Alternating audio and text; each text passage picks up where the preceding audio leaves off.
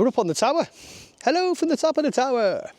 Top of the tower. It's Joe's down there somewhere. Right, I'm going to turn you around then so you can see the roof. Bit of a chimney there. So this roof has been recently done. Beautiful slate roof.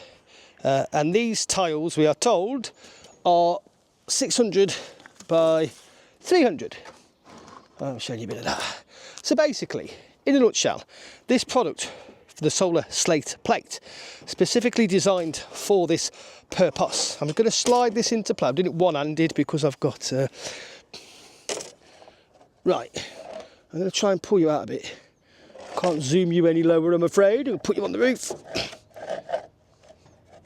So, if you can see that, which you can, that's 600 tall and 300 wide. And the whole idea is that once you've found where the rafter is in the roof, so again, we've got to find the rafter before we can actually start taking tiles off. But the beauty and the idea of this is that you find the rafter, you take the tile out that you're going to put your roof hook onto. So for argument's sake, we're on the bottom of the roof here. Our roof hook's going to sit on this one for argument's sake. So we're going to take this tile out, and then we're going to take the overlapping tile. So we're going to take that one and that one. Because it's slate, as soon as you've used your ripper, your slate ripper, and you've removed the nails, of course, the nails, the tacks, nails, whatever they're called, that hold this tile in place, are nailed into the lath up here somewhere, which obviously we can't get to that because of this tile and this tile. And when we take this tile and this tile out, they're nailed in up there. We can't get to that because of that tile and that tile. So this is where the Solar Slate Plate comes into play, because you find the rafter, you remove the tile that you want to replace with your Solar Slate Plate. You remove the two tiles above, like I've said. So if we're replacing this one, we're taking this one, and this one. We then expose the rafter. We work out on our Solar Slate Plate tile which two of these is closest to the rafter on the roof. So it hasn't got to be smack bang on the rafter, it's got to be closest. The reason for that is because then we drill into this. Whenever we get, I'm told we don't use the middle one, we drill into either these two or these two that's closest to the rafter underneath, and then we bolt into place with the bolts that they supply.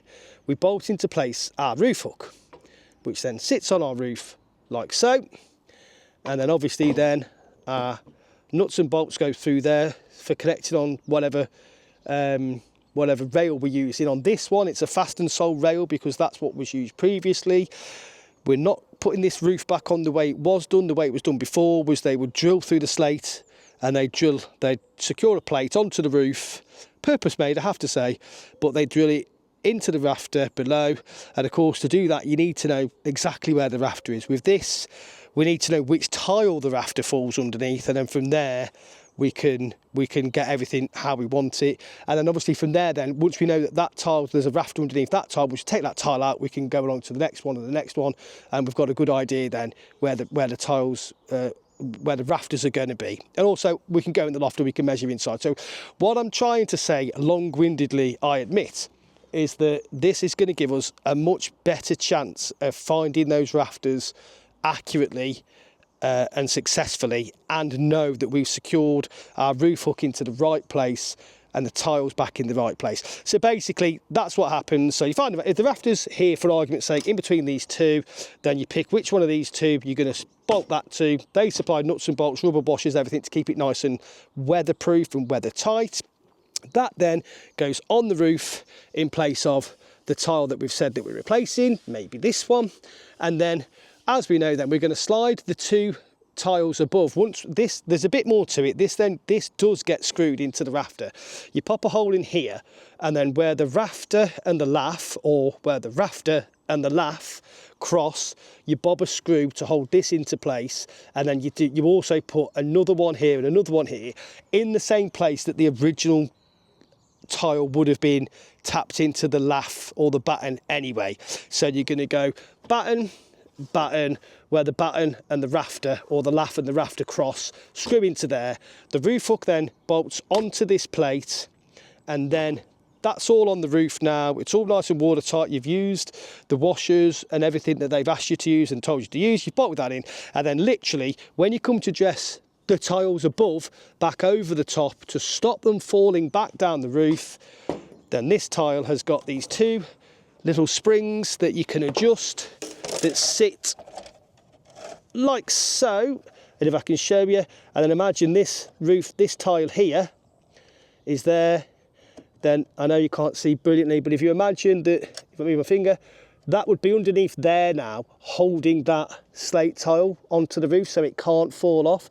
It can't go sideways because obviously it's got tiles either side of it, so it literally cannot fall off. It's there, and then on this side, obviously, that one, that one would be holding that one into place. So long-winded, I know, but I think that's a fairly good description of how the Solar Slate Plate will work. For me, I think that's a really good solution for a slate roof. We said in the previous video, we don't do that many slate roofs, so it's not our staple, it's not what we do all day, every day. We seem to have done over the past few years, and I don't know why, we seem to have done gazillions of plain tile or rosary tile roof, which we know we use the Solar Slate Plate partner product, the Eric tile, we know we use that for that, and we love that. It's a really good solution. On the other side of this roof, sadly, Solar Slate Plate, I think they make these plates in 17 different sizes, but the size we've got on the rear roof isn't one of those sizes. That's why we're going for the Genius Roof Solutions, which will be a different installation. But again, using their solution, again, what it means is we do expose the rafter. And that's the key for me, I think. I think the key for me is making sure that I know where the rafter is, and therefore I can get the fixing as best as I possibly can. So we're going to get cracking. We're going to get some of these on the roof. We'll get some rail on, and we'll get the customers' panels back up. They've been without these panels for a while since this roof in front of you was done. So we'll let you know how we get on.